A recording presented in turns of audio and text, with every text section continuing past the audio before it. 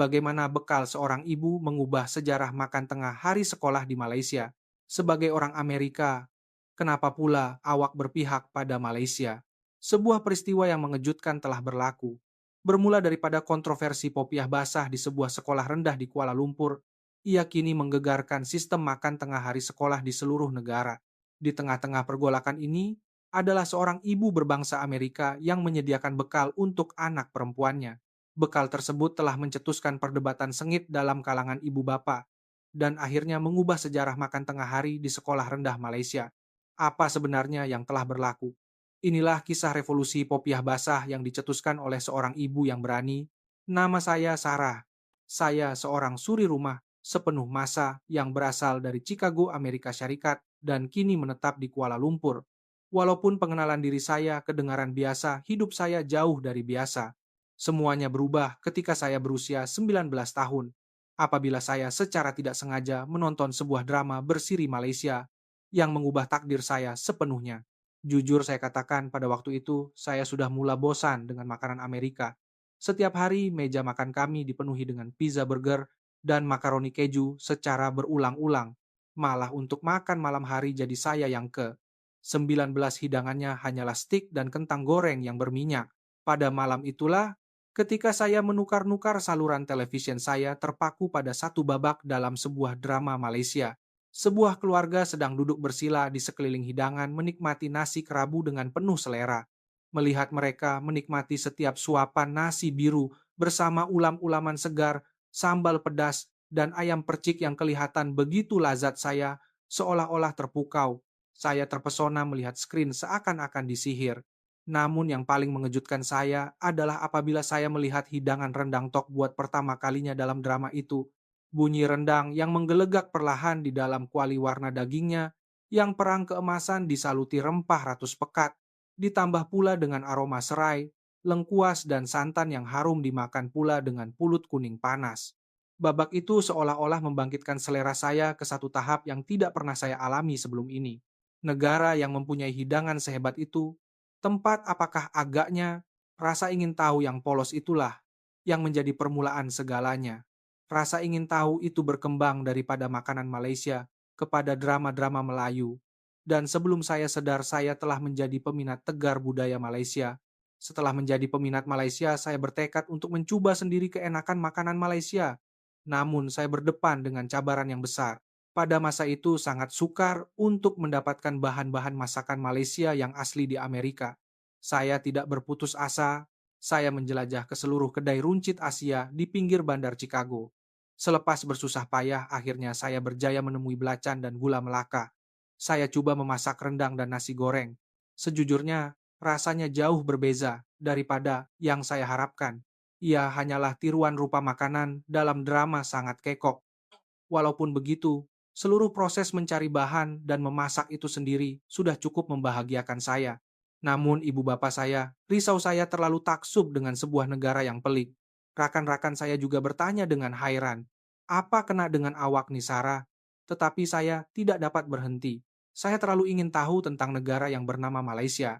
Maka pada usia 22 tahun saya membuat satu keputusan besar. Saya memutuskan untuk pergi ke Malaysia dengan mata kepala saya sendiri. Ibu bapak saya membantah sekeras-kerasnya, meninggalkan Amerika untuk pergi ke sebuah negara di Asia Tenggara. Itu kerja gila, kata mereka. Tetapi keputusan saya sudah muktamad. Saya mendapatkan visa pelajar untuk kursus bahasa dan akhirnya menaiki penerbangan ke Kuala Lumpur. Kehidupan di Malaysia benar-benar di luar jangkaan saya. Makanannya yang lazat sudah tentu, tetapi kemesraan orangnya serta budaya pasar malam yang meriah, semuanya sangat serasi dengan jiwa saya. Malah ada ketikanya, saya terfikir mungkin dalam kehidupan lalu saya seorang rakyat Malaysia.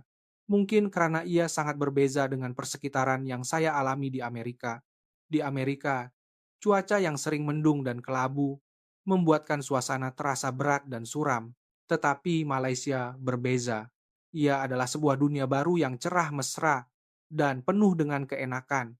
Saya belajar bahasa Melayu dengan tekun di pusat bahasa dan turut bekerja sambilan. Di sanalah saya bertemu dengan suami saya sekarang Amir.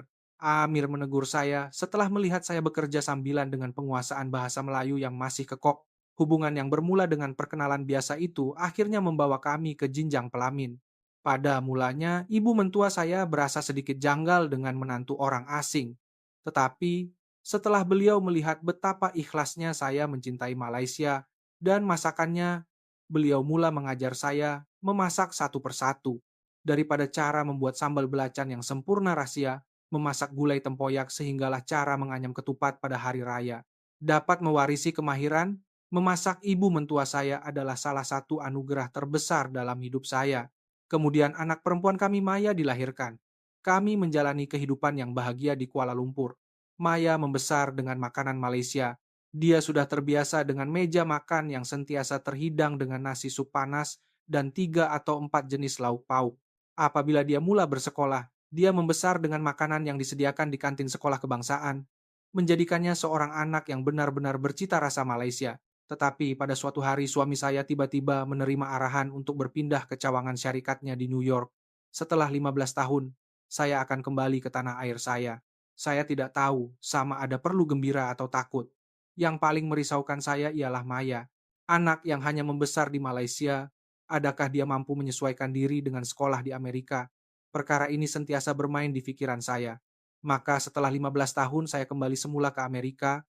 Kehidupan baru kami sekeluarga di Amerika pun bermula. Tetapi apa yang menanti saya di sana jauh melebihi apa yang saya bayangkan. Sebaik sahaja mendarat di lapangan terbang JFK udara yang terasa akrab, tetapi asing memenuhi paru-paru saya. Sudah 15 tahun berlalu. New York bandar yang saya tinggalkan pada usia 22 tahun. Dahulu saya rasa Malaysia itu asing, kini Amerika pula yang terasa janggal. Papan tanda di jalanan Loghat, orang ramai malah udara yang sejuk dan lembab. Walaupun ini tempat saya dilahirkan dan dibesarkan, anehnya saya berasa seperti orang asing. Maya kelihatan cemas sebaik sahaja kami tiba di lapangan terbang.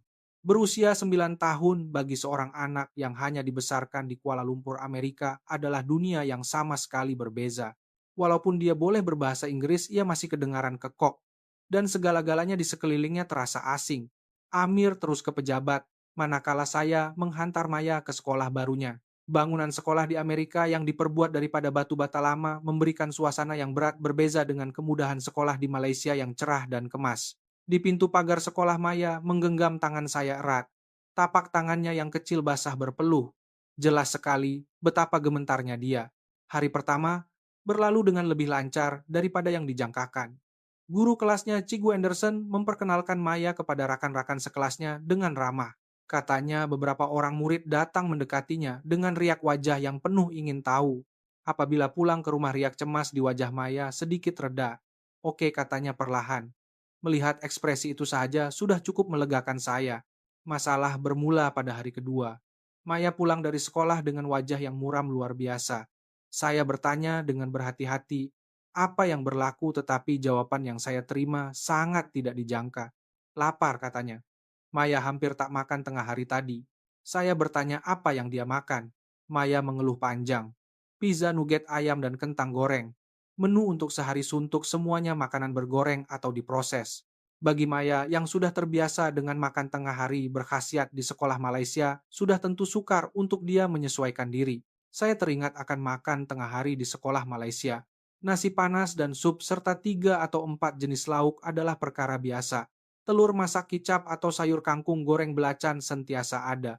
Hidangan seperti ayam masak merah atau kari ikan juga sering dihidangkan.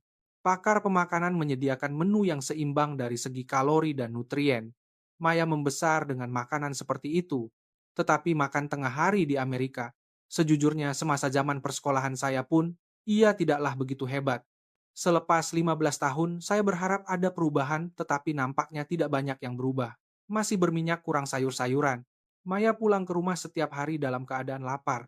Kadang-kadang dia hanya makan beberapa suap, kadang-kadang langsung tidak dijamah. Sebaik sahaja pulang ke rumah, dia akan membuka peti sejuk dengan wajah kelaparan. Saya mula berasa tidak sedap hati. Walaupun kami terpaksa berpindah, karena urusan kerja suami ia adalah perubahan yang terlalu mendadak bagi Maya. Anak yang makan dengan begitu baik di Malaysia kini tidak dapat makan dengan sempurna di sini. Hati saya terus menjadi berat. Seminggu berlalu, keadaan tidak bertambah baik. Anak perempuan saya Maya semakin hilang keceriaannya. Dia juga mula berkata tidak mau ke sekolah. Dia lambat mendapat kawan, dan saya dengar dia sering duduk bersendirian semasa waktu makan tengah hari. Pada suatu malam Maya menangis di dalam selimutnya. Dia kata dia rindukan kawan-kawannya di Malaysia. Dia juga terlalu rindukan makan tengah hari di sekolahnya di Malaysia. Paling penting katanya dia mau makan popiah basah. Mendengar kata-kata itu hati saya luluh. Tetapi pada masa yang sama satu ide terlintas di pikiran saya. Popiah basah. Apa? Kata saya sediakan untuknya. Ide yang ringkas ini akan membawa kepada sesuatu yang sangat luar biasa. Sesuatu yang tidak pernah saya jangkakan sama sekali pada ketika itu.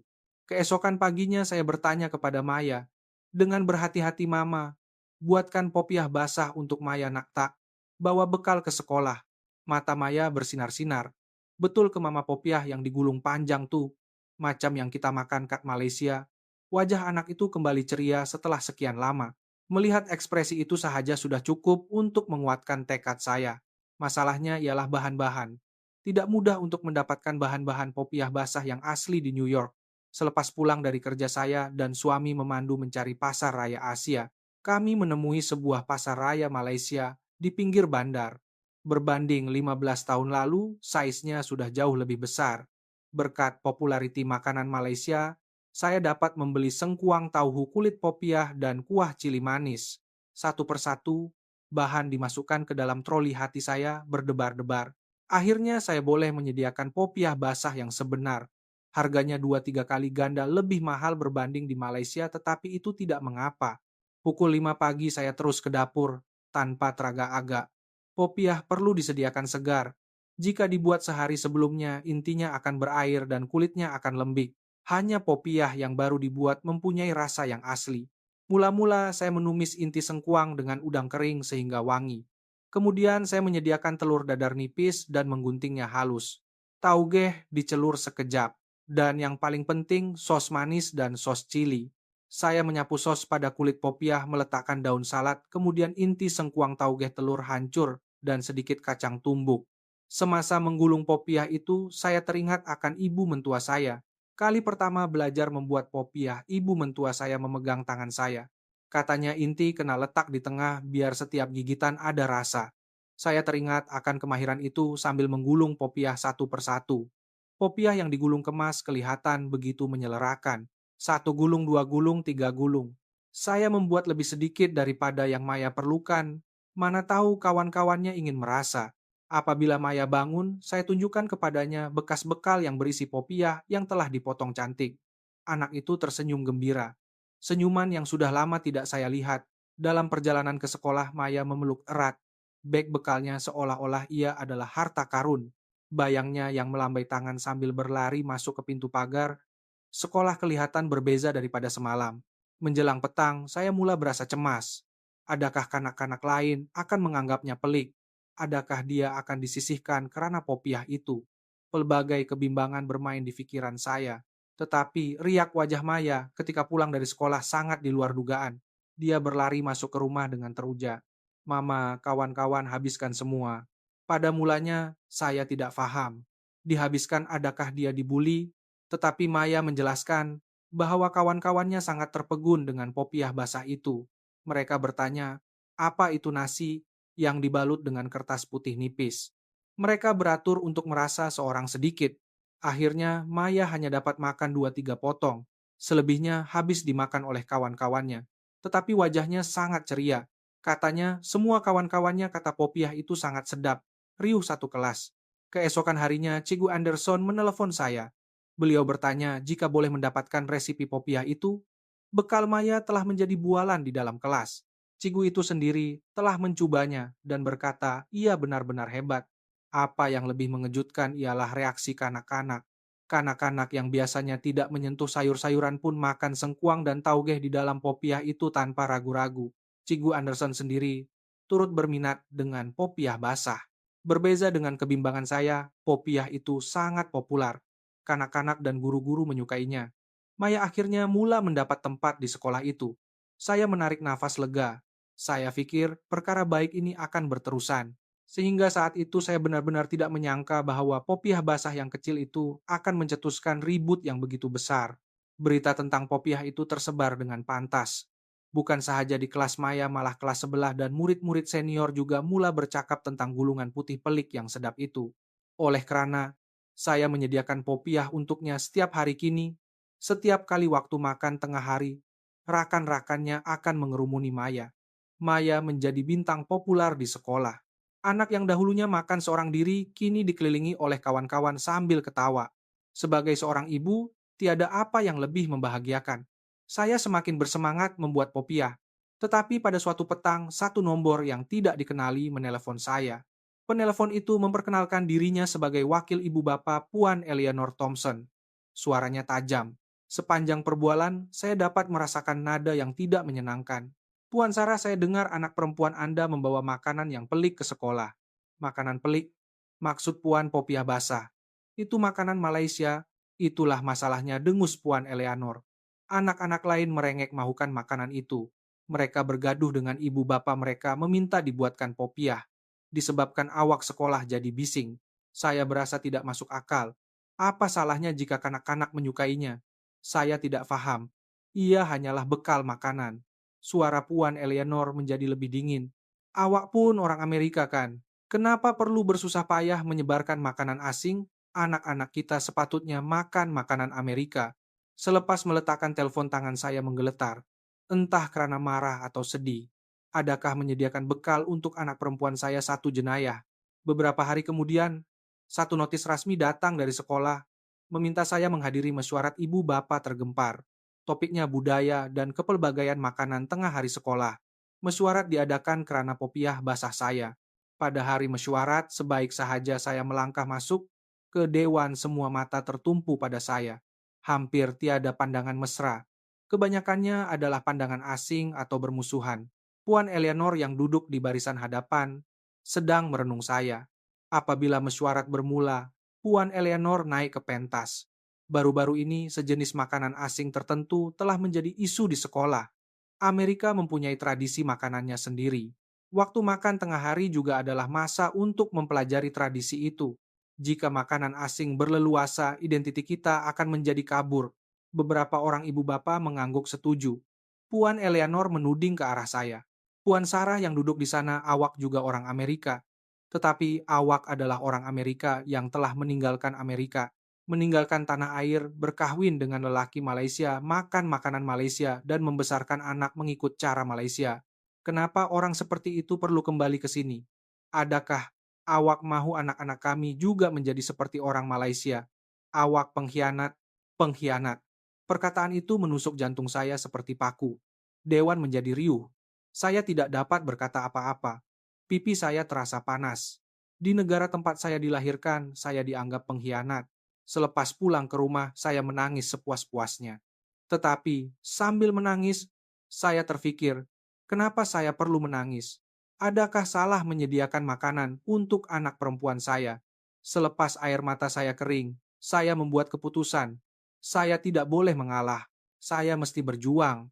Persoalannya bagaimana? Tinggal seminggu lagi sebelum mesyuarat ibu bapa seterusnya.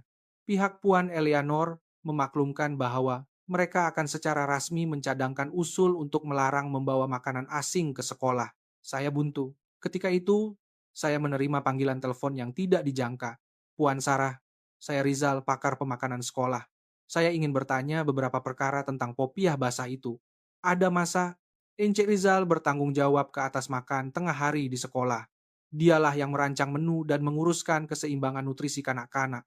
Saya tertanya-tanya mengapa dia menghubungi saya. Selepas bertemu dan berbual, barulah saya tahu bahwa Encik Rizal telah mendengar tentang kontroversi popiah itu dan menjadi ingin tahu tentang makanan tersebut. Encik Rizal meminta resipi dan senarai bahan-bahan popiah daripada saya. Dia berkata dia mahu menganalisis kandungan nutrisinya secara terperinci. Saya dengan senang hati memberikannya. Beberapa hari kemudian Encik Rizal menelepon. Suaranya kedengaran teruja. Puan Sarah ini hebat. Keputusannya sudah keluar. Puan mesti lihat sendiri. Data yang ditunjukkan oleh Encik Rizal sangat mengejutkan. Carta kandungan nutrisi untuk satu gulung popiah basah. Karbohidrat, protein dari tauhu, dan udang, serat makanan dan vitamin terkandung secara seimbang, terutamanya kandungan sayur-sayuran. Walaupun hanya sengkuang dan tauge, ia lebih tinggi daripada yang dijangkakan. Berbeza pula dengan data purata makan tengah hari sekolah di Amerika, kandungan lemaknya 3 kali ganda lebih tinggi daripada popiah. Pengambilan sayur-sayuran tidak sampai separuh pun. Kandungan natrium juga jauh lebih tinggi. Encik Rizal berkata dengan serius. Saya mahu bentangkan data ini dalam mesyuarat ibu bapak. Puan setuju. Seorang sekutu yang tidak dijangka. Sudah tentu saya bersetuju. Pada hari mesyuarat dewan, lebih sesak berbanding sebelumnya. Puan Eleanor tampil dahulu menjelaskan usul untuk melarang membawa makanan asing, untuk melindungi tradisi Amerika. Anak-anak akan keliru. Lebih kurang begitulah isi kandungannya. Selepas ucapannya, Encik Rizal mengangkat tangan. Sebagai pakar pemakanan, boleh saya kongsikan satu data Encik Rizal memaparkan hasil analisisnya di screen. Jadwal perbandingan nutrisi antara popiah basah dan makan tengah hari sekolah Amerika. Angka tidak menipu. Dewan menjadi riuh rendah. Sejujurnya, popiah basah adalah salah satu menu bekal paling seimbang dari segi nutrisi yang pernah saya lihat. Kanak-kanak menyukainya, dan pada masa yang sama, mereka dapat makan sayur-sayuran dan protein berkualiti secara semula jadi. Ini bukan masalah sebaliknya, ia adalah satu peluang. Cigu Anderson juga berdiri. Saya bersetuju dengan pendapat Encik Rizal. Sejak Maya membawa popiah waktu makan tengah hari, di kelas menjadi lebih ceria. Kanak-kanak yang tidak suka sayur pun boleh makan sengkuang di dalam popiah itu. Suasana sedang berubah, tetapi Puan Eleanor tidak berganjak. Nutrisi baik atau tidak itu bukan isunya. Ini bukan sekadar soal makanan, ia soal tradisi. Lagipun mungkin sekarang kanak-kanak baru pertama kali makan, jadi mereka rasa teruja. Sekali dua mungkin sedap, tetapi kalau setiap bulan dihidangkan, mereka akan cepat jemu dan tidak akan makan lagi. Pendapat yang menyokong dan menentang saling bertentangan.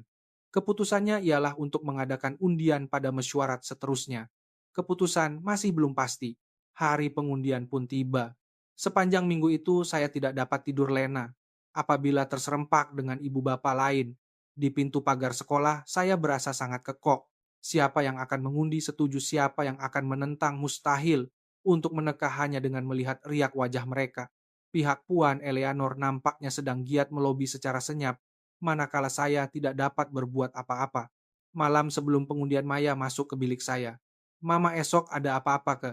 Saya tidak memberitahu anak saya secara terperinci, hanya berkata ada mesyuarat di sekolah. Maya bertanya dengan suara perlahan. Sebab popiah kekawan cakap mama-mama berkumpul nak tentukan sesuatu. Hati saya tersentak. Kabar angin sudah tersebar dalam kalangan kanak-kanak. Mata Maya kelihatan resah. Mama Maya tak payah bawa popiah lagi pun tak apa. Kalau macam tu mama tak susah hati lagi kan? Pada saat itu, saya hampir menangis. Apa yang dirisaukan oleh seorang anak berusia 9 tahun, saya memeluk Maya erat. Tak sayang, biar mama uruskan. Maya jangan risau apa-apa ya. Keesokan petangnya saya melangkah masuk ke dewan. Kerusi disusun rapat dan hampir semuanya terisi. Ketegangan menyelubungi udara. Pengetua Encik Harrison bertindak sebagai pengerusi. Usulnya hanya satu, sama ada untuk memperkenalkan makan tengah hari warisan secara percobaan sebulan sekali dengan memasukkan masakan Malaysia ke dalam menu rasmi sekolah. Syaratnya, jika berjaya makanan dari negara-negara lain, akan diperkenalkan secara beransur-ansur. Puan Eleanor berucap dahulu. Di sekolah Amerika, makan makanan Amerika. Bukankah itu perkara biasa? Kita tidak boleh mencairkan identiti kita sebagai sebuah negara yang hebat.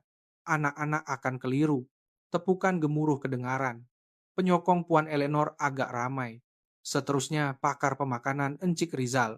Beliau sekali lagi menerangkan data analisis nutrisi. Sebelum ini menjelaskan dengan tenang menggunakan angka dan data. Cigu Anderson juga berkongsi pengalaman di bilik darjah. Kemudian pengetua memandang saya. Tiba giliran saya. Dengan kaki yang menggeletar saya berdiri. Puluhan pasang mata memandang saya. Jantung saya berdegup kencang seolah-olah mahu pecah. Tetapi saya mula bersuara. Saya juga orang Amerika, dilahirkan dan dibesarkan di negara ini. Tetapi selepas tinggal di Malaysia, selama 15 tahun, saya belajar satu perkara yang sangat penting. Makanan yang baik tiada sempadan negara. Anak perempuan saya pernah mempunyai masalah penghadaman, tetapi selepas makan makanan Malaysia, dia membesar dengan sihat. Apa salahnya dengan itu? Melindungi tradisi sudah tentu penting. Tetapi jika ada cara yang lebih baik untuk belajar dan menerimanya, bukankah itu juga tradisi yang paling penting? Itulah yang saya pikirkan. Dewan menjadi senyap seketika. Saya melihat beberapa orang mengangguk. Pengundian bermula. Ia dijalankan dengan cara mengangkat tangan. Dalam suasana yang tegang, keputusannya diumumkan. Setuju 47 undi, bantah 44 undi. Dengan perbezaan hanya 3 undi, ia satu kemenangan yang tipis. Wajah Puan Eleanor menjadi tegang. Dia merenung saya dan berkata, "Tunggulah, jika ini gagal bukan awak seorang sahaja yang akan malu. Pernahkah awak pikirkan bagaimana nasib anak perempuan awak di sekolah ini? Itu bukan sekadar amaran. Kini makan tengah hari ala Malaysia yang pertama itu mesti berjaya. Jika gagal semuanya akan berakhir di sini. Pilihan yang tinggal untuk saya hanyalah kejayaan. Saya terjaga pada pukul 4 pagi sejam lebih awal daripada jam loceng. Saya hampir tidak tidur. Dalam kepala saya membuat simulasi beratus kali. Berapa banyak popiah yang perlu digulung? Adakah nisbah sos untuk ayam goreng berempah? Sudah betul. Bagaimana jika kanak-kanak tidak suka? Saya memasang lampu dapur dan mengeluarkan bahan-bahan yang telah disiapkan malam sebelumnya. Ayam telah diperap dengan rempah. Bahan-bahan untuk mie goreng mama juga telah dipotong siap. Inti popiah juga sudah sedia. Tangan saya menggeletar. Sudah 15 tahun saya memasak, tetapi hari ini memotong sayur. Terasa sangat kekok. Suara ibu mentua saya terngiang-ngiang di telinga. Masakan ini separuhnya datang dari hati. Kalau hati gemetar rasa pun lari. Saya menarik nafas dalam-dalam. Semua ini bermula demi Maya. Saya tidak boleh tewas di sini. Sebelum subuh semua persiapan selesai. Popiah basah akan digulung di sekolah supaya tidak lembik. Ayam goreng berempah dan mie goreng mama dimasukkan ke dalam bekas. Apabila saya tiba di dapur sekolah dengan kereta Encik Rizal sudah menunggu. Puan Sarah, mari kita jayakan bersama Encik Rizal dan 2 orang tukang masak kantin membantu saya. Dengan api yang besar kami menggoreng ayam sehingga garing, menumis mie yang kenyal dan menggulung popiah basah. Dapur dipenuhi dengan aroma masakan Malaysia. Salah seorang tukang masak menghidu udara. Bau apa nih, wangi betul. Ini bau serai dan kunyit. Senjata rahasia makanan Malaysia, jawab saya. Saya menggulung lebih daripada 100 biji popiah. Pergelangan tangan saya terasa sengal tetapi saya tidak berhenti. Setiap gulungan dibuat dengan sepenuh hati. Waktu makan tengah hari tiba. Pintu dewan makan dibuka. Kanak-kanak mula masuk. Murid pertama yang berdiri di hadapan kaunter melihat dulang yang berisi popiah basah ayam goreng berempah dan mie goreng mamak. Mata dan hidungnya terbuka luas. Wow, baunya sedap, nampak cantik. Seorang demi seorang kanak-kanak beratur. Tidak lama kemudian barisan menjadi sangat panjang. Kanak-kanak yang mengambil popiah menunjukkan riak wajah penuh ingin tahu. Maya datang bersama kawan-kawannya. Dia tersenyum kecil kepada saya. Senyuman itu memberikan saya kekuatan. Dewan makan perlahan-lahan menjadi riuh. Suara-suara kedengaran dari segenap sudut. Ini sedap betul. Hei, coba rasa nih ayam nih sedap gila. Mie yang nipis nih apa kenapa kenyal sangat. Nak popiah lagi, dulang makanan licin dalam sekelip mata. Bekalan yang disediakan hampir tidak mencukupi. Melihat pinggan kanak-kanak yang hampir semuanya bersih. Encik Rizal berkata dengan teruja, Puan Sarah tengok tong sisa makanan tuh. Hampir kosong.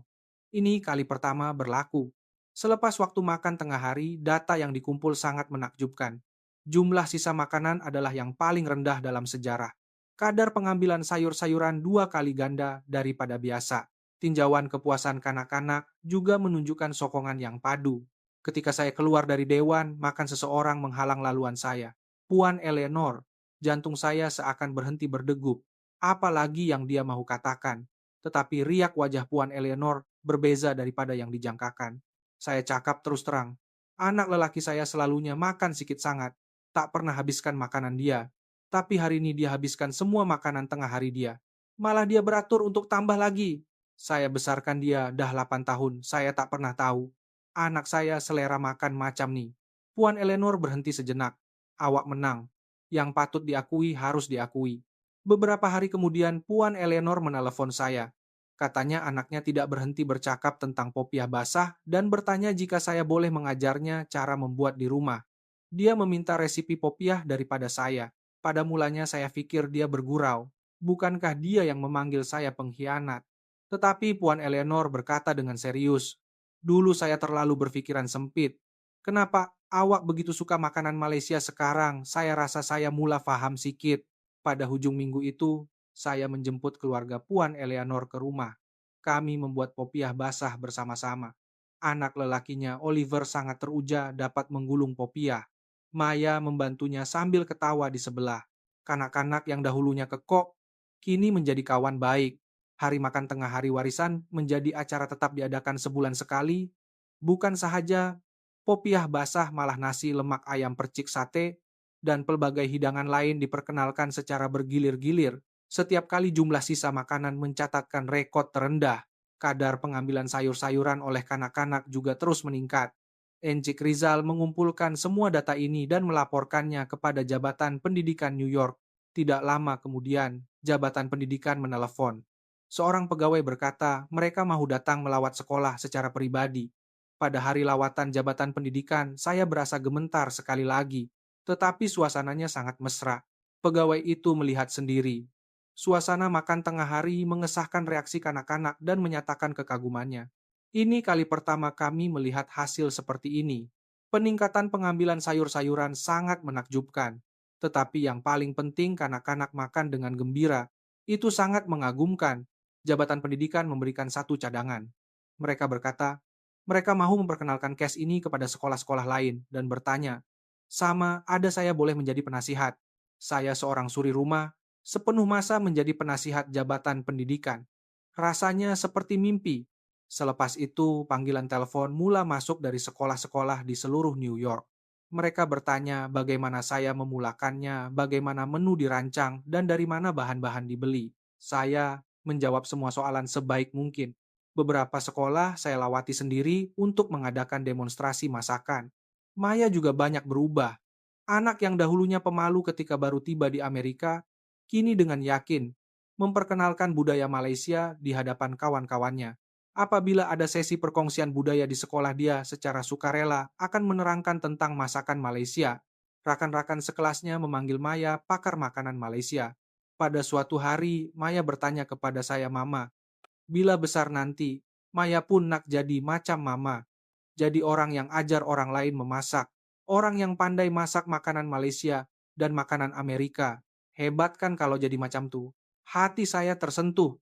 Seorang anak yang menemui identitinya sendiri di antara dua budaya. Itulah yang saya harapkan. Baru-baru ini saya kadangkala teringat hari di mana saya digelar pengkhianat. Pada masa itu saya sangat sedih dan marah. Saya hanya mau menyediakan hidangan yang lazat untuk anak perempuan saya. Sama-sama orang Amerika, kenapa saya perlu menjadi orang yang meninggalkan negara? Tetapi sekarang pikiran saya berbeza. Saya hanyalah seorang ibu biasa yang risau tentang pemakanan anaknya. Tetapi niat biasa itu telah membawa perubahan yang jauh lebih besar daripada yang saya sangkakan. Dari satu bekas bekal, ia mengubah makan tengah hari di sekolah. Tiada apa yang luar biasa. Saya membuat panggilan video kepada ibu mentua saya di Malaysia, menunjukkan video kanak-kanak Amerika sedang menikmati popiah basah dengan penuh selera. Ibu mentua saya ketawa dan berkata, menantu mak dah jadi duta masakan Malaysia kat Amerika ya. Berbaloi mak ajar kamu masak. Suami saya Amir juga sangat bangga. Sayang, awak tahu tak betapa risaunya awak masa kita baru sampai New York dulu. Risau Maya tak dapat sesuaikan diri di sekolah, risau dia tak cukup makan. Setiap malam awak mengeluh abang nampak semua tuh. Tapi sekarang Maya jadi bintang populer di sekolah. Awak pula dah ubah sistem makan tengah hari sekolah. Istri abang memang hebat. Sejujurnya saya sendiri tidak tahu bahwa bekal seorang anak perempuan mampu membawa perubahan yang begitu besar. Sekarang saya masih sering membuat popiah basah karena ada sekolah lain yang menjemput saya untuk demonstrasi. Proses menyapu sos pada kulit popiah, meletakkan inti dan menggulungnya. Tangan saya kini melakukannya secara otomatik. Satu hari nanti saya mau menyampaikan nilai masakan Malaysia kepada lebih ramai orang. Bukan sahaja di Amerika, tetapi juga di negara-negara lain. Tiada lagi rancangan besar. Cukup seperti sekarang, seperti menggulung popiah basah satu persatu dengan teliti, saya akan terus melakukannya perlahan-lahan. Karena saya telah belajar bahwa permulaan yang kecil mampu mencipta perubahan yang besar. Saya kadangkala teringat akan tangan hangat ibu mentua saya ketika pertama kali mengajar saya membuat popiah. Kemahiran itu tidak akan saya lupakan. Kini kemahiran itu telah sampai ke negara yang jauh di seberang lautan. Suatu hari nanti anak perempuan saya Maya juga akan menurunkan rasa dan kasih sayang ini kepada seseorang sebagaimana ia diturunkan kepadanya. Karena kasih sayang mendalam yang terkandung dalam segulung popiah basah akan terus diwarisi dari generasi ke generasi. Dan sayalah yang menceritakan semua ini, ibu kepada Maya dan istri kepada Amir. Nama saya Sarah. Kisah hari ini sampai di sini sahaja. Bagaimana cerita hari ini? Jika Anda menyukai cerita ini, sila langgan suka dan aktifkan pemberitahuan untuk menonton lebih banyak cerita. Terima kasih karena menonton.